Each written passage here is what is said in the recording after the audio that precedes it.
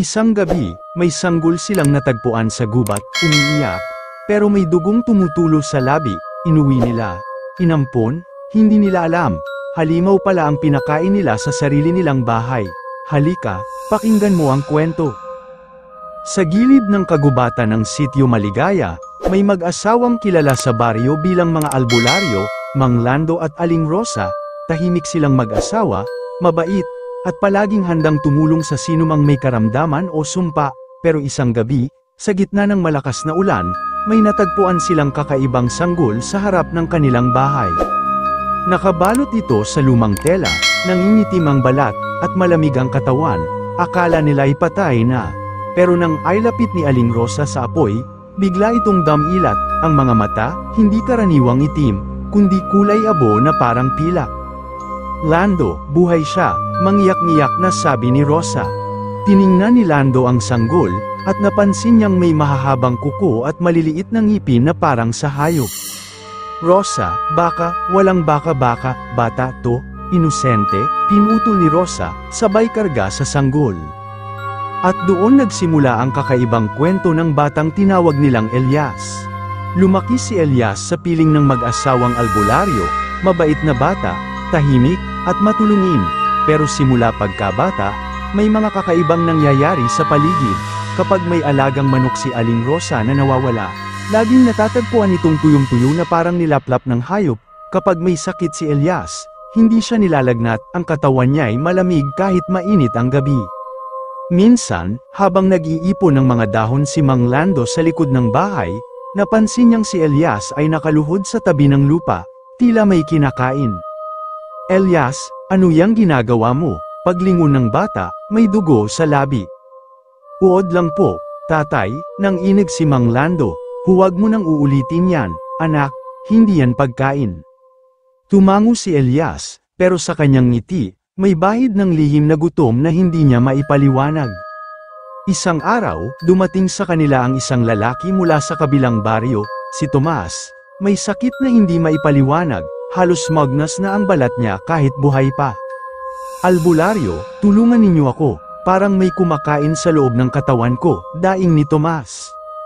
Sinimulan ni Mang Lando ang ritual, habang si Rosa ay naghahalo ng mga halamang gamot, si Elias naman ay nakatayo sa gilid, tahimik na nakamasid, pero habang tumatagal, napansin ni Rosa na tila hindi mapakali ang bata, nilalapit nito ang sarili kay Tomas, parang naamoy ang dugo. Elias, doon ka muna, sigaw ni Rosa. Tumalikod ang bata, pero hindi umalis. Tinitigan niya si Tomas na nanginginig sa sakit, at bago pa man matapos ang dasal ni Lando, biglang umiyak si Elias, isang iyak na parang hayop, hindi bata. Kinabukasan, gumaling si Tomas, pero ang nakapagtataka, ang mga sugat niya ay parang ginamitan ng matalim na dila, at sa sahig ng bahay ng mag-asawa, may bakas ng maliliit na paa na may matutulis na kuko, patungong likod ng bahay. Pagkalipas ng ilang taon, nagsimulang magbago si Elias. Kapag gabi, hindi na siya natutulog, madalas siyang nakaupo sa bintana, nakatanaw sa gubat, may mga gabing naririnig siya ni Rosa na bumubulong. Bakit ako ganito? Bakit ako naiiba? Sinubukang kausapin ni Mang Lando ang bata. Anak, may gusto ka bang sabihin? May tawag po sa akin, Tay, sabi ni Elias. Tuwing gabi, may bumubulong sa gubat, gusto nila akong sumama. Hindi mo sila dapat pakinggan, mahigpit na sagot ni Lando. Dito ka ligtas, anak ka namin. Ngumiti si Elias, pero sa mga mata niya, may lungkot at kagutuman. Isang gabi ng kabilugan ng buwan, nagising si Rosa sa kakaibang tunog mula sa kusina, parang ngasab ng hayop. Paglapit niya, nakita niya si Elias na nakatalikod, may kinakain sa mesa. Elias? Sigaw ni Rosa. Paglingon ng bata, tumulo ang dugo mula sa kanyang labi. Sa harap niya, nakahandusay ang pusa nilang si Puti, wasak ang dibdib, at wala ng laman. Hindi ko po sinasadya, nanginginig na sabi ni Elias, umiiyak pero may ngiti sa gilid ng labi, nagugutom lang po ako. Niyakap siya ni Rosa, kahit nangangatog ang katawan. Anak, hindi mo kailangang magtago sa amin, tutulungan ka namin. Ngunit mula noon, alam niyang hindi na ordinaryong bata si Elias. Kinabukasan, dumating ang isang matandang lalaki sa kanilang bahay, nakasuot ito ng itim at may bitbit na sako. Ito ba ang bahay ni Mang Lando? Oo, sagot ni Rosa. Bakit po? May bata raw kayong inampun noon, sa kagubatan ninyo natagpuan? Tumango si Lando. Bakit mo tinatanong, may inaaswang na baka kagabi sa kabilang sityo? Sabi ng mga nakakita, maliit ang nilalang pero mabilis, parang bata. Natahimik ang mag-asawa, lumingon sila kay Elias na nakaupo sa tabi, tahimik pero nakangiti. Ako po yung nakita nila, sabi niya bigla, gutom lang po ako. Napaatras ang matandang lalaki, Diyos ko, aswang, sabay hugot ng buntot pagi mula sa sako. Huwag, sigaw ni Rosa, bata siya. Pero bago pa makalapit ang matanda, biglang umungol si Elias, malalim, mabigat, at puno ng galit, sa isang kisap mata. Tumalon siya, kinagat ang braso ng lalaki, at tinulak ito hanggang sa bumagsak sa sahig. Nagpumiglas ang matanda, pero wala siyang nagawa. Sa loob ng ilang sandali, natahimik ang paligid. Si Elias, nakaluhod, may dugo sa bibig. Si Rosa, nanginginig sa takot at awa. At si Lando, nakatitig lang, hindi alam kung bata pa nga bang nasa harap nila, o isang halimaw na pinalaki nila mismo. Anak, mahina niyang sabi, ano ka na? Tumingin si Elias. At ngumiti, hindi ko po alam, Tay. Pero parang mas gusto ko tong ganito. At sa labas ng bahay, tahimik ang kagubatan, pero sa ilalim ng buwan, may mga matang nagmamasid, tila masaya, tila nagmamalaki, dahil sa wakas, ang batang iniwan nila noon, ay bumabalik na sa kanyang lahi. Mula ng gabing yon, hindi na muling nakatulog ng maayos sina Mang Lando at Aling Rosa, ang bahay nila, na dati puno ng mga halamang gamot at dasal, ngayon ay tila nababalot ng takot. Si Elias, ang batang pinalaki nilang parang tunay na anak, ay hindi na rin tulad ng dati, mas tahimik, mas malamig, at madalas nawawala tuwing gabi. Isang umaga, nakita ni Lando si Elias sa likod ng bahay, nakaupo sa ilalim ng puno ng mangga, may hawak itong piraso ng buto. Elias, tawag ni Lando, maingat, saan mo nakuha yan? Tumingin si Elias, ngumiti, at sinabing, sa may ilog, Tay, may iniwang aso roon, patay na. Ngumisi siya, at sa pagitan ng ngipin niya, may bahid ng dugo. Napatingin si Lando sa lupa, ang mga yapak ni Elias ay kakaiba, malalim, parang sa mabigat na hayop, hindi sa bata, pero pinilit niyang hindi magpakita ng takot. Anak, mahinahon niyang sabi, kailangan mong makontrol yang sarili mo, hindi lahat ng gutom ay dapat mong sundin. Tumango si Elias, subukan ko po, Tay. Pero minsan, parang may tinig sa loob ko, sinasabi niya, kumain ka. Hindi na kumibo si Lando, alam niyang ang tinig na yon ay hindi basta-basta. Kinagabihan, habang nag-aayos ng mga halamang gamot si Aling Rosa, bigla niyang naamoy ang malansang dugo sa hangin. Napatigil siya, mula sa bintana, may narinig siyang mga yabag sa labas, mabigat, mabilis. Elias, tawag niya, walang sagot, kinuha niya ang lampara at dahan-daang lumabas. Sa likod ng bahay, sa may punso ng mga tuyong dahon, may nakita siyang figure, nakaluhod, gumagalaw. Nilapitan niya, at doon niya nakita si Elias, may hawak na pasang itim, pinupunit ang tiyan nito gamit ang matulis na kuko. Elias, sigaw ni Rosa, nanginginig sa galit at takot. Napatigil ang bata, tumingin sa kanya, Nanay, nagugutom lang po ako. Hindi yan tama, nilapitan niya, pero nang hawakan niya ang bata, mainit ang balat nito, at tumunog ang mahinang pag-ungol mula sa dibdib. Hindi ko mapigilan, Nay, sabi ni Elias, umiiyak pero patuloy sa pagnasab, pag hindi ako kumain, masakit sa loob ko, parang sinusunog. Niyakap siya ni Rosa kahit nababahuan, anak ka namin, hahanap tayo ng paraan. Ngunit habang yakap niya ito, ramdam niyang tumitibok ng sobrang lakas ang puso ng bata, parang hindi puso ng tao. Kinabukasan, nagpulong ang ilang taga-baryo, dumami na kasi ang mga alagang hayop na nawawala, mga baboy, aso, at manok, lahat ay natatagpo ang tuyong-tuyo, walang dugo. Si Mang Resty, isang matandang mangingisda, ang unang nagsalita. May aswang dito sa paligid, baka yung batang inampon ng mga albularyo. Naalala nyo yung nangyari kay Tomas, di ba? Paano kung siya yun? Tahimik si Lando habang nakikinig. Ayaw niyang magsalita, pero ramdam niyang tumutusok sa dibdib niya ang mga salitang iyon. Hindi siya halimaw, sabi niya sa wakas, anak namin si Elias. Hindi siya mananakit ng tao, hanggat may patay na hayop gabi-gabi, sagot ni Resty, hindi mo mapapatunayan yan. Pag-uwi nila, nakita nilang bukas ang pinto ng bahay. Sa loob, si Elias ay nakatayo sa gitna ng mesa, nakatingin sa kanila. Sa tabi niya, may bangkay ng manok, walang ulo. Elias, mahina ang boses ni Rosa. Ginawa mo na naman, ngumiti si Elias. Hindi ko alam kung paano titigil, Nay.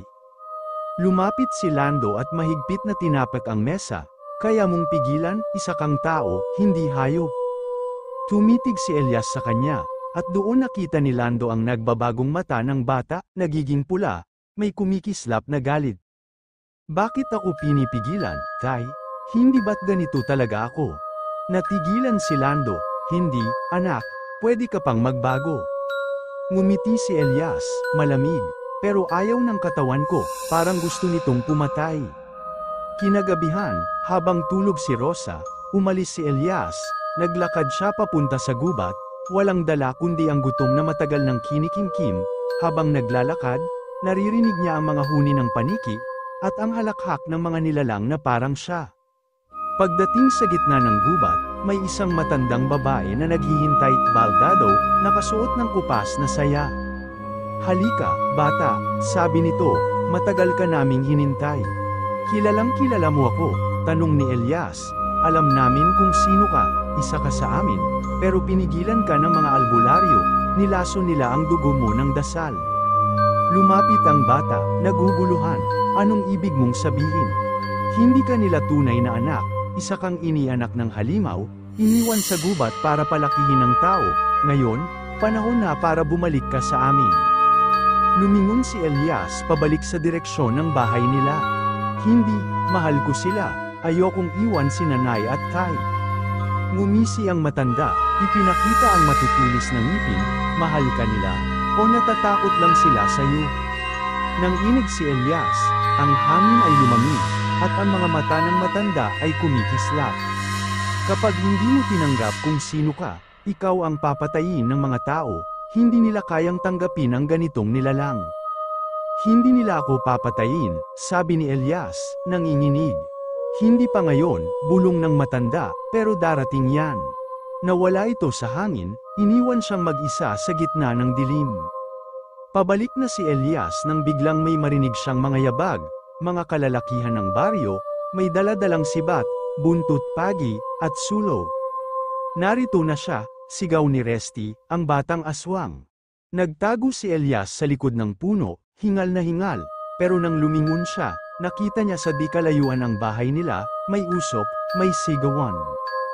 Nay, tay, tumakbo siya. Pagdating niya, gulat siyang nakita si Lando na hawak ang buntot pagi. Harap-harap sa mga lalaking galit, si Rosa, umiiyak, humaharang. Wala kayong karapatang saktan ang anak namin, sigaw ni Rosa. Anak nyo, halimaw yan, sagot ni Resty.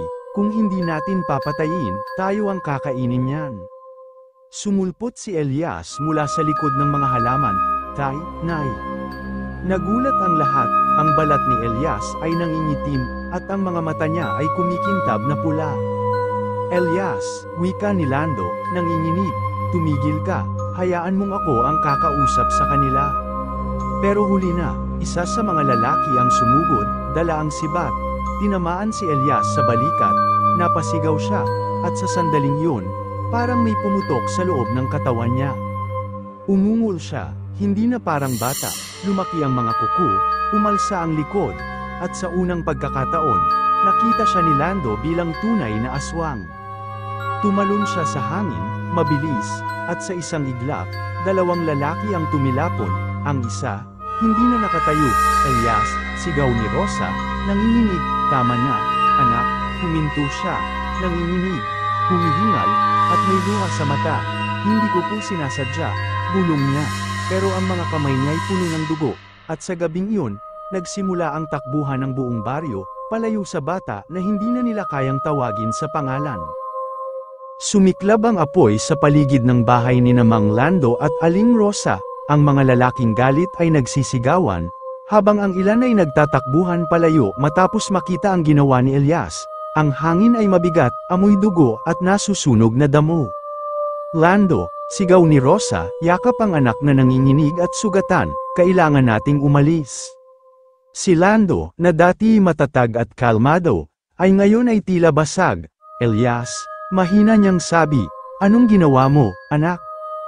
Hindi ko po ginasto, tay, sila ang nauna. Nanginginig ang tinig ni Elias, nangingilid ang luha pero nangingintab pa rin ang mata.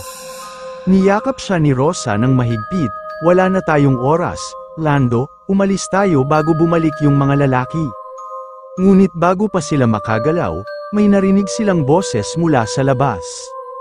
Lumabas kayo, hindi namin kayo palalampasin, si Resty yun, basag ang boses, dala ang sulo at buntot pagi. Mabilis na itinulak ni Lando si Elias papasok sa likod ng bahay. Rosa, dalhin mo siya sa gubat, ako ang haharap. Lando, huwag, pakinggan mo ako ang dahilan kung bakit siya hindi umalis noon. Ako ang naniniwala na kaya niyang maging tao, ako ang haharap. Nagkatinginan silang mag-asawa, mabilis na hinayla ni Rosa si Elias palabas ng likod na daan, tinakpan ng mga dahon ang daraanan, at tumakbo papunta sa gubat habang ang sigawan ng mga taga-baryo ay papalapit. Sa gitna ng madilim na kagubatan, humihingal si Elias habang naglalakad, hawak ang kamay ng ina. Nay, babalik si Tay, di ba? Babalik siya. Mahina pero nanginginig na sagot ni Rosa, pero kailangan nating magtago muna. Umabot sila sa isang lumang kubo na dating pinaglalagyan ni Lando ng mga halamang gamot, doon sila pumasok. Naupo si Elias sa sulok, nanginginig at may dugo pa sa kamay. Nay, mahina niyang sabi, baka tama sila, baka hindi talaga ako tao. Hindi totoo yan, sagot ni Rosa, lumuhad sa harap ng bata, anak kita, at hanggat nandito ako, hindi mo kailangang maging halimaw. Pero nang magtagpo ang mga mata nila, may kung anong lamig na dumaan sa likod ni Rosa, hindi na yun ang mga mata ng batang tinuruan niyang magdasal. Parang mata iyon ng isang nilalang na pinipigilan lang ang sariling sumunggab. Samantala, sa bahay, nagpatuloy ang kaguluhan, nakaharap ni Mang Lando si Resty at ang tatlong kalalakihan, lumayo kayo, sigaw niya habang hawak ang buntot pagi, hindi niyo siya mauunawaan, wala nang dapat unawain, sigaw ni Resty, pinatay niya ang mga kasama namin, aswang yun, tumakbo si Resty papalapit, pero mabilis na naitulak ni Lando. Tumama ito sa haligi at natamba, kung gusto niyo akong patayin, gawin niyo, pero huwag niyong saktan ang anak ko. Nagkagulo, habang naglalaban ang mga lalaki, biglang sumiklab muli ang apoy sa bubungan, sa gitna ng usok, narinig ni Lando ang sigaw ni Rosa mula sa gubat. Lando, bilisan mo, tiningnan niya ang paligid, apoy, usok, at galit na mga tao, walang pagpipilian, tumakbo siya palayo, dala ang natitirang lampara, papunta sa direksyon ng gubat. Sa kubo, nanginginig si Elias habang pinipigilan ang gutom. Nay, naamoy ko sila, yung mga tao, papalapit. Hindi mo kailangang lumaban, sabi ni Rosa, huwag kang lalabas, Elias. Pero ang katawan ng bata ay nag-iiba, tumitigas ang mga daliri, humahaba ang mga kuko, at lumalalim ang hinga. Nay, masakit po, anak, biglang sumigaw si Elias, napahawak sa ulo, at bumagsak, nanginginig ang buong katawan, sa sahig, nagsimulang bumakat ang mga kuko, tumutusok ang mga daliri. Elias, niyakap siya ni Rosa, pero sa gitna ng pag-iyak, nagbago ang mukha ng bata, tumutubo ang ngipin, tumutalis ang tenga, at ang balat ay nagiging kulay abo. Hindi ko na kaya, Nay, sigaw niya, anak, pakinggan mo ako, labanan mo. Ngunit sa halip, tumigil ang mga pag-iyak, dahan-daang tumingin si Elias sa kanya, malamig ang tingin, hindi ko alam kung kaya ko pa, Nay. Sa labas, dumating si Lando, hingal na hingal, Rosa, Elias. Tumakbo siya papasok, pero huminto nang makita ang itsura ng bata. Lando, bulong ni Rosa, nagbabago na siya. Tumitig si Lando kay Elias, hindi na batang inosente, kundi isang nilalang na may halong sakit at galit sa katawan. Anak, sabi ni Lando, pilit na kalmado, kung may natitira pang puso ng tao sa'yo, pakinggan mo kami, hindi mo kailangang sundin yung dugo mo. Sandaling natahimik si Elias, ang hangin ay bumigat, ang buwan sa labas ay bilog, at ang katawan ng bata ay parang kumikirot. Hindi ko alam kung ako pa yung anak nyo, sabi niya, nanginginig. Anak ka namin, sabi ni Rosa, halos pabulong, at kung kailangan naming sumama sa impyerno para sa'yo, gagawin namin. Tumulo ang luha ni Elias, pero agad din itong napalitan ng pagngisi, hindi niyo ako dapat mahalin, mapapahamak lang kayo. Hindi mo kami kayang saktan, sagot ni Lando, dahil kahit anong halimaw ang nasa loob mo, ikaw pa rin ang batang inampun namin.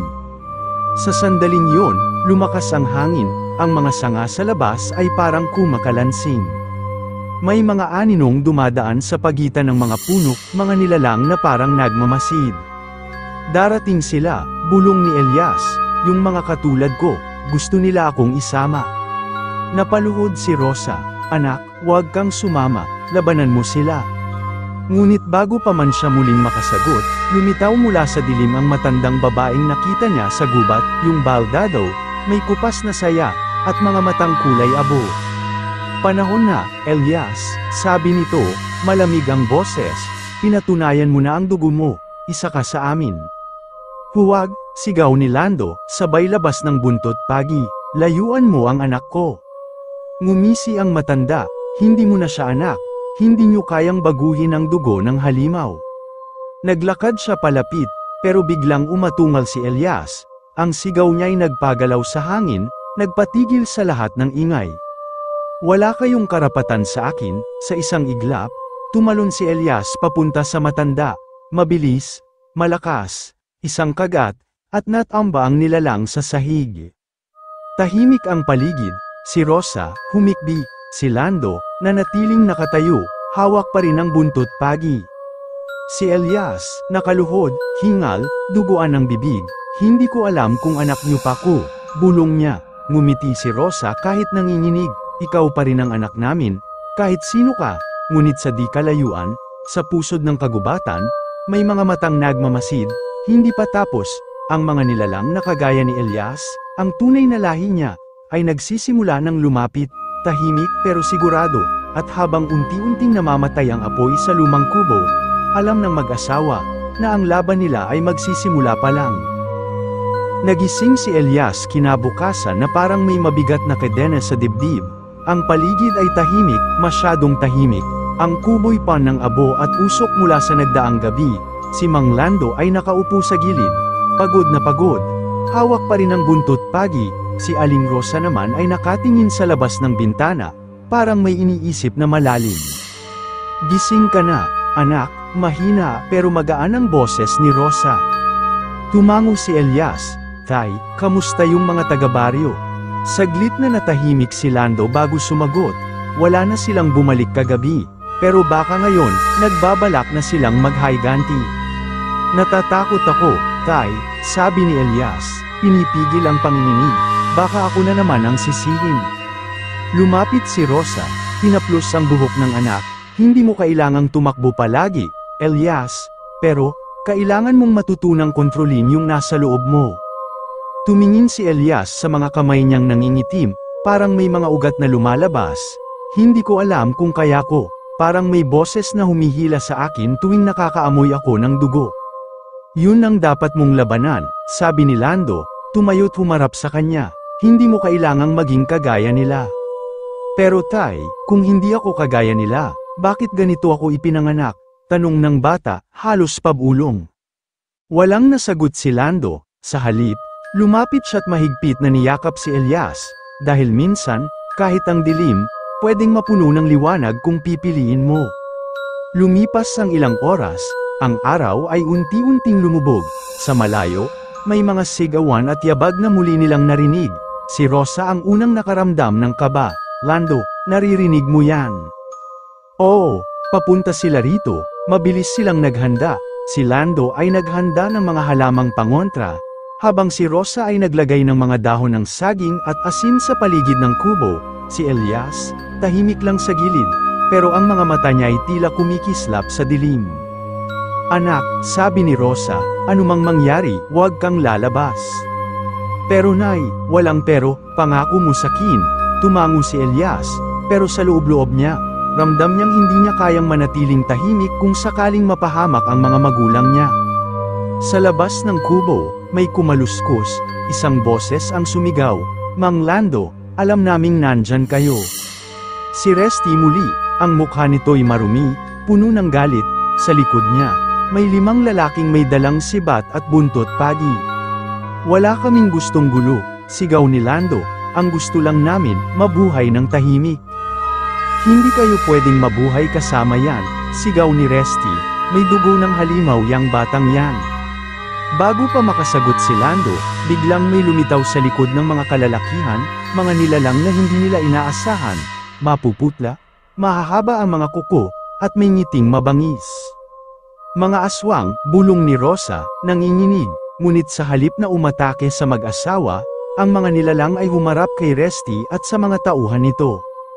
Ano to, nanginginig na sabi ni Resty, isang boses ang lumabas sa gitna ng dilim, pamilyar kay Elias, sinabi ko na, darating sila. Lumabas si Elias mula sa kubo, dahan-dahan, at sa bawat hakbang, nagdidilim ang paligid, hindi niyo kami tatapusin, wika niya, malamig at mabagal. Ngumisi ang isa sa mga aswang, halika sa amin, Elias, kami ang pamilya mo, iwan mo na ang mga taong yan. Tao ako, sagot ni Elias, may magulang ako. Tao? Tawa ng matandang aswang, yung magulang mong gustong sirain ang sarili nilang dugo. Sumigaw si Rosa, hindi namin siya sinira, tinuruan namin siyang magmahal, hindi pumatay. Lumapit ang matanda sa kanya, may mapanuyang ngiti, pero ilang gabi pa, gutom na yan, kapag pinili niyang maging tao, siya mismo ang kakain sa inyo. Hindi totoo yan, sigaw ni Elias, ngunit nang amuyin niya ang hangin, may naamoy siyang dugo, sariwa. Mula sa sugatang isa sa mga lalaki sa likod ni Resty, naramdaman niya agad ang paggulo ng sikmura, ang sakit sa loob ng dibdib. Elias, sigaw ni Lando, labanan mo, hindi ko kaya, Thay. Nakaya mo kagabi, kaya mo ulit ngayon, nanginginig si Elias, sa loob niya, 2 tinig ang naglalaban, isang tinig ng pagkagutom, at isa ng pagmamahal, sa gitna ng dilim, tumitig siya sa kanyang mga magulang, hindi ako katulad nila, bulong niya. At bago pa man makalapit ang mga aswang, sumigaw siya ng ubos lakas, mula sa lupa, sumabog ang lakas na parang hangin ng kulog, ang mga nilalang ay natulak, nagsitakbuhan, ngunit isa sa kanila ang tumama kay Lando.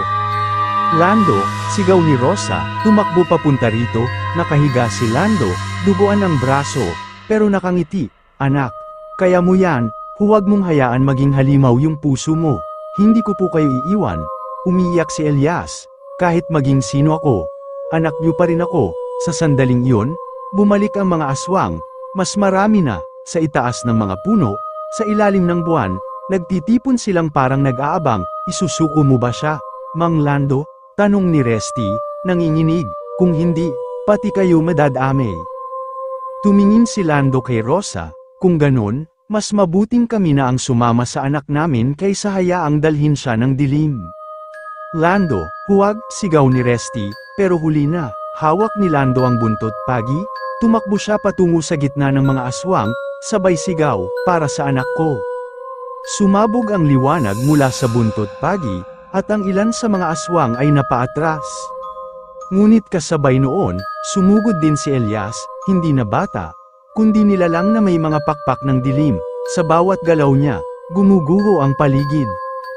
Anak, sigaw ni Rosa, tumingin si Elias sa kanya, luhaan pero may ngiti, mahal ko po kayo, Nay, at sa huling sandali, isang matinding liwanag ang pumutok mula sa gitna ng kubo, ang dasal ni Rosa, ang sigaw ni Lando, at ang huling pagpili ni Elias. Pag-alis ng alikabok, tahimik ang paligid, ang mga aswang ay naglaho, ang mga taga-baryo ay natigilan, ngunit sa gitna ng abo, wala na si Elias, ang naiwan lang ay amoy ng damong nasunog, at hangin na parang may pangakong babalik.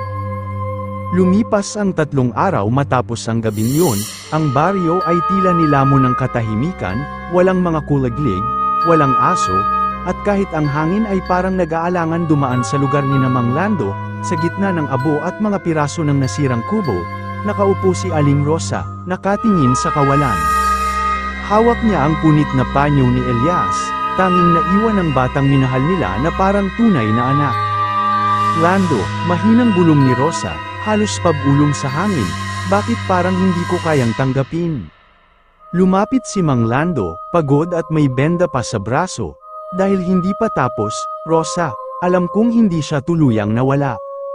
Tingin mo, buhay pa siya, tumingin si Lando sa direksyon ng kakahuyan, kung saan nagmula ang liwanag noong gabing yun, ang lakas na pinakawalan niya. Hindi lang yun basta lakas ng halimaw, parang panata. Tahimik silang dalawa, ang usok mula sa abo ay unti-unting naglalaho, ngunit ang bigat sa dibdib nila ay nananatili. Kinagabihan, dumalaw si Resty, nakayuko ito, hawak ang sombrero, tila may kasalanan. Lando, Aling Rosa, mahina niyang sabi, hindi ko alam kung paano ako hihingi ng tawad, kung hindi dahil sa amin. Hindi mo kasalanan ang lahat, Resty, putol ni Lando.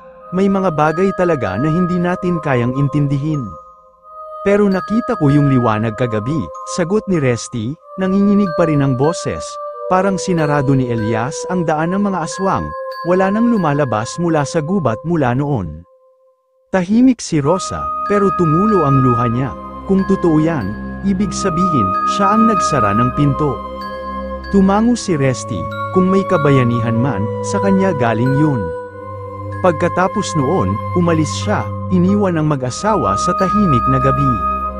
Lumipas ang mga linggo, unti-unti muling bumalik sa normal ang baryo, bumalik ang mga hayop, bumalik ang mga tao, pero hindi na nila muling binuksan ang daang papunta sa kakahuyan, doon daw huling nakita ang liwanag. Isang araw, habang nagdidilig si Rosa ng mga halaman, napansin niyang may maliit na dahon ng saging sa tabi ng pintuan, nakabalot, at may marka ng kamay ng bata. Lando, tawag niya, tingnan mo to, binuksan ni Lando ang balot, at sa loob ay may maliit na butil ng asin, tuyong dahon ng sambong, at isang hibla ng buhok na kulay abo. Yan yung mga gamit natin sa ritual, sabi ni Lando, kinakabahan, walang ibang makakaalam nun kundi si Elias. Napatingin si Rosa sa gubat, baka, sinasabi niyang nandyan pa siya. Kinagabihan, nagdasal sila, tahimik lang ang paligid, tanging apoy ng gasera ang liwanag sa loob ng kubo. Ngunit sa gitna ng katahimikan, may mahinang yabag sa labas. Lando, bulong ni Rosa, may tao, dahan-dahan silang lumabas, ang hangin ay malamig, at sa gitna ng dilim ay may batang nakatalikod, nakaupo sa tabi ng puno, mahaba ang buhok, payat, at marumi ang suot. Elias, tawag ni Rosa, halos hindi makapaniwala. Dahan-dahan itong tumingin sa kanila, ang mga mata ay hindi na pula, kundi kulay abo, parang pinagsamang liwanag at dilim. Nay, Tay, mahina nitong sabi, pagod na ako. Tumakbo si Rosa at niyakap siya, hindi alintana ang dumi. Anak, akala namin wala ka na. Lumapit si Lando, nanginginig ang mga kamay, paano ka nakabalik? Hindi ko alam, sagot ni Elias, nagising ako sa gitna ng gubat, maraming abo, tapos parang may boses na nagsabi, umuwi ka. Tumingin si Lando sa kanya, hinawakan ang balikat ng bata, baka yun ang gabay ng mga dasal natin. Ngumiti si Elias ng kaunti, pero iba na ako ngayon, Tay, hindi na ako nagugutom sa dugo. Anong ibig mong sabihin? Tanong ni Rosa, yung kapangyarihan ko, parang nawala na. Pero may naiwan, parang apoy sa loob ko. Kapag may masamang nilalang, nararamdaman ko, nagkatinginan ang mag-asawa, baka ito na yung dahilan kung bakit ka binuhay, sabi ni Lando, hindi na para maging aswang, kundi tagapagtanggol. Mula noon, naging tahimik ulit ang buhay ng mag-asawa, ngunit si Elias ay lumaki na may kakaibang kakayahan, nakikita niya kapag may nilalang na gustong pumasok sa baryo, at kaya niya itong hadlangan gamit lang ang paghawak sa lupa. Minsan, tuwing gabi, umuupo siya sa tabi ng kubo at tinitingnan ang buwan.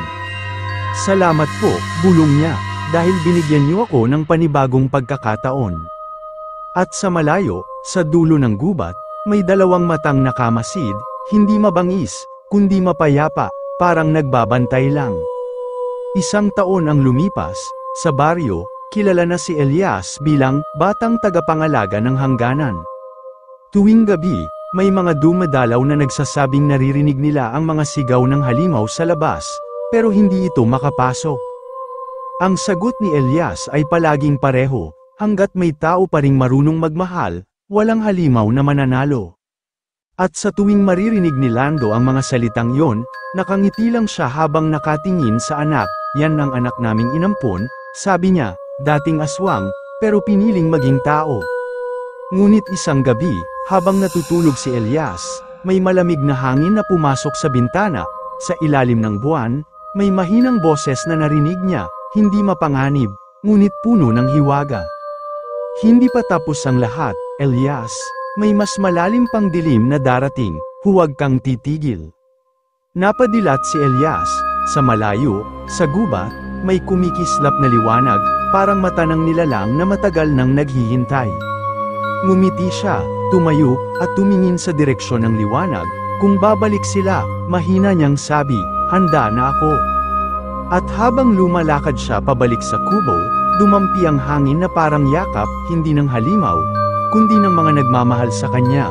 Doon nagtapos ang kwento ng batang aswang na inampun ng mag-asawang albularyo, isang batang pinili ang kabutihan, kahit siya mismo ay bunga ng dilim, at sa bawat gabi sa baryo, kapag tahimik na ang lahat, maririnig ng mga tao ang mahina't mapayapang bulong mula sa kakahuyan.